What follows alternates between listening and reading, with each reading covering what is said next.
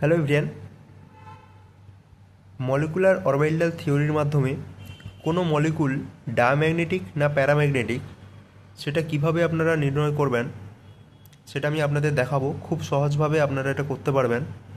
বিশেষ করে যারা ক্লাস 11 এবং 12-এর স্টুডেন্ট আছে তাদের জন্য খুবই হেল্পফুল হবে। এছাড়া যারা এসএলএসটি দিচ্ছেন তাদের জন্য কিন্তু এটা ইম্পর্ট্যান্ট। এখানে আপনাদের যে থিওরিটা হয় মলিকুলার অরবিটাল থিওরি, সেখানে আপনাদের অ্যাটমিক অরবিটাল থেকে মলিকুলার অরবিটাল তৈরি করতে হয়। আমাদের ফার্স্ট যেমন নর্মাল ইলেকট্রনিক কনফিগারেশন করি, তেমনি মলিকুলার অরবিটাল থিওরির ক্ষেত্রেও একটা ইলেকট্রনিক কনফিগারেশন রয়েছে। তো সেই কনফিগারেশনটা আমি এখানে লিখেছি, এটা আমি আপনাদের বুঝিয়ে বলছি। এখানে রয়েছে sigma 1s, sigma star 1s, sigma 2s, sigma 2s star, pi 2px, pi 2py, sigma 2pz, pi 2px star equals to pi 2py star, sigma 2pz star. তো এই যেটা হচ্ছে এটা আপনাদের আমি বলি যে আপনারা জানেন যে অ্যাটমিক অরবিটাল যটা থাকে, তো দুটো অ্যাটমিক অরবিটাল যখন ওভারল্যাপ করে তখন তার ফলে সমসংখ্যক মলিকুলার অরবিটাল তৈরি হয়। তো যদি 1s, দুটো অ্যাটমের দুটো 1s যদি মুখোমুখি সংঘর্ষ হয় তখন আমাদের সিগমা 1s আর সিগমা 1 স্টার এই দুটো অরবিটাল সৃষ্টি হয়। এবার এস অরবিটালের যেহেতু স্ট্রাকচার স্ফেরিক্যাল, তাই এদের ক্ষেত্রে আপনাদের মুখোমুখি হোক বা সাইড হোক সব কলিশন কিন্তু একই রকম। তাই এখানে সিগমা 1s আর সিগমা 1 স্টার এ দুটোই তৈরি হচ্ছে। মনে রাখতে হবে সিগমা স্টার 1s যেটা রয়েছে এর এনার্জি কিন্তু এর থেকে বেশি হয়।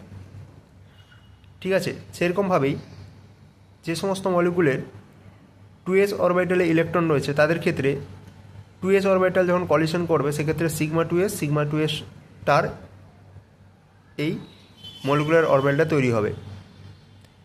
টুপির ক্ষেত্রে আপনারা জানেন যে টুপির যে শেপটা হয় সেটা হচ্ছে ডাম্বেলাকার। ডাম্বেলাকারের ক্ষেত্রে পি অরবিটাল যদি কলিশন করে এক্ষেত্রে আমাদের ধরে নেওয়া হয় যে জেড অক্ষ বরাবর তারা মুখোমুখি সংঘর্ষ করে। তো জেড অক্ষ বরাবর যখন মুখোমুখি সংঘর্ষ হয় তখন জানি মুখোমুখি সংঘর্ষে আমাদের সিগমা বন্ড তৈরি হয় এবং পাশাপাশি যে সংঘর্ষ সেখানে পাই বন্ধন তৈরি হয়। তো এগুলোর ক্ষেত্রে এই জন্য এস অরবিটালের ক্ষেত্রে সব সিগমা বন্ড তৈরি হয়েছে। পাই অরবিটালের ক্ষেত্রে জেড অক্ষ বরাবর মুখোমুখি সংঘর্ষ হয়, তাই জেড বরাবর এখানে দেখবেন সিগমা বন্ড তৈরি হয়েছে। তাহলে sigma 2pz, sigma 2pz star. আর বাকি যে দুটো আপনাদের ডাম্বেলাকার শেপ রয়েছে, অর্থাৎ একটা এক্স অক্ষ বরাবর আর একটা আপনাদের ওয়াই অক্ষ বরাবর, তারা আপনাদের পাশাপাশি কলিশন করে, সেজন্য সেখানে পাই বন্ড তৈরি হয়। এটা হচ্ছে 2px, পাই 2py আর পাই স্টার 2ps, পাই স্টার 2py। এবার এদের এনার্জি সেম হয় আর তার হায়ার স্টেট যেটা হয় পাইয়ের সেটা হচ্ছে পাই স্টার, এদের এনার্জি আবার সেম হয়। তো ছবি আমি স্ট্রাকচার এখানে দেখাচ্ছি না, কিভাবে আপনারা একটা মলিকুলের ডায়াম্যাগনেটিক বা প্যারাম্যাগনেটিক ক্যারেক্টার নির্ণয় করবেন সেটা আপনাদের বলছি। ফার্স্ট রুল হচ্ছে টোটাল যে ইলেকট্রন সংখ্যা সেটাকে আপনাকে কাউন্ট করে নিতে হবে। এখানে একটা এক্সাম্পল আমি নিয়েছি, যেমন NO মাইনাস, এখানে দেখবেন নাইট্রোজেনের 7টা, অক্সিজেনের 8টা, নেগেটিভ মানে আরও একটা আমাদের ইলেকট্রন রয়েছে, টোটাল আরও একটা, তারপরে এটা হচ্ছে 16 ইলেকট্রন সিস্টেম। যদি আমি O2 মাইনাস নেই সেক্ষেত্রে অক্সিজেনের 8, 8 দুগুণে 16, মাইনাস 2 মানে এখানে 18 ইলেকট্রন সিস্টেম। এবার আমি আপনাদের স্টেপ দেখাচ্ছি। ফার্স্ট বললাম যে আপনাদের এই ইলেকট্রন নাম্বারটা এটা কাউন্ট করে নিতে হবে। সেকেন্ড, এটা কি হবে না পাউলি রুল এবং যে হুন্ডের রুল রয়েছে সেটা মেনটেন করে চলবে। পাউলি রুল বলছে যে প্রত্যেকটা অরবিটালে দুটো করে ম্যাক্সিমাম ইলেকট্রন থাকবে, আর হুন্ডের রুল বলেছে আগে সমশক্তি সম্পন্ন যে আপনাদের অরবিটালগুলো রয়েছে সেগুলো আগে একটা করে ইলেকট্রন দিয়ে ফিল করবে, তারপরে নেক্সট যে অরবিটাল সেটা আপনাদের ফিল আপ হবে। তো এখানে আমি যদি NO মাইনাসের ক্ষেত্রে দেখিয়ে দিই তাহলে টোটাল 16টা ইলেকট্রন, তাহলে ওই আমি ইলেকট্রন কনফিগারেশনটা এখানে লিখলাম। Sigma 1s, sigma 1 star, sigma 2s, sigma 2 star, pi 2px equals to pi 2py, sigma Z, sigma 2pz,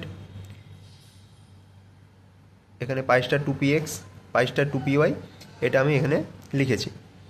এবার আমাকে 16টা ইলেকট্রন ফিল করতে হবে। তো এগুলো তো একটা একটা করে ফার্স্টে দুটো, এখানে একটা একটা করে দুটো, এখানে একটা একটা করে দুটো করে 2, 2, 4, 5, 6, 7, 8, 9, 10, 11, 12, 13, 14। এবার এখানে ফার্স্ট এখানে একটা ঢুকবে, যেহেতু এটা সমশক্তি সম্পন্ন কক্ষক, তাহলে এটা একটা ঢুকবে, তারপরে এটা একটা ঢুকবে। তো এটা কমপ্লিট হয়ে গেলে দেখুন 16টা ইলেকট্রন কমপ্লিট হয়ে যাচ্ছে। যেহেতু এখানে একটা করে ইলেকট্রন দেখুন আনপেয়ার ইলেকট্রন রয়েছে, তাই এরা কিন্তু প্যারাম্যাগনেটিক হবে। আর ম্যাগনেটিক যে স্ট্রেংথ যদি সেটা বের করার নিয়ম হচ্ছে √2 × 2 + 2, ঠিক আছে, মানে n × n+2, n এর মান হচ্ছে নাম্বার অফ আনপেয়ার ইলেকট্রন। এবার আমি একটা ডায়াম্যাগনেটিকটা দেখিয়ে দিই। যেমন অক্সিজেন, তাহলে অক্সিজেন এখানে 18টা রয়েছে, তাহলে এখানে 16টা ছিল, দেখুন 16টা হলে এতটা ফিল হচ্ছে, তাহলে 18টা মানে আরও দুটো ইলেকট্রন, তার মানে এখানে আবার একটা ঢুকবে, 17টা হবে, এখানে আবার একটা ঢুকবে 18টা। দেখুন তাহলে এখানেও দুটো কমপ্লিট হয়ে যাবে, এখানেও দুটো কমপ্লিট হয়ে যাবে। তা আর এটাতে আপনাদের 0তে যেরকম আছে এটা তো অংশগ্রহণই করছে না, তাহলে এটা কিন্তু এই O2 এর ক্ষেত্রে হয়ে যাচ্ছে এটা আপনাদের কোনো আনপেয়ার ইলেকট্রন পাচ্ছে না, এটা পেয়ার ইলেকট্রন। তো এক্ষেত্রে এটা হয়ে যাচ্ছে ডায়াম্যাগনেটিক। তো এভাবে আপনাদের যতগুলো এরকম মলিকুল দিক না কেন আপনারা প্যারাম্যাগনেটিক বা ডায়াম্যাগনেটিক এটা নির্ণয় করতে পারবেন।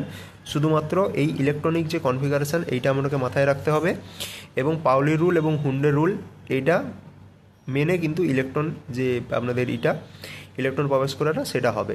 এইটা মনে রাখতে পারলে আপনাদের এই এমওটি যে থিওরি সেটা আপনাদের হয়ে যাবে।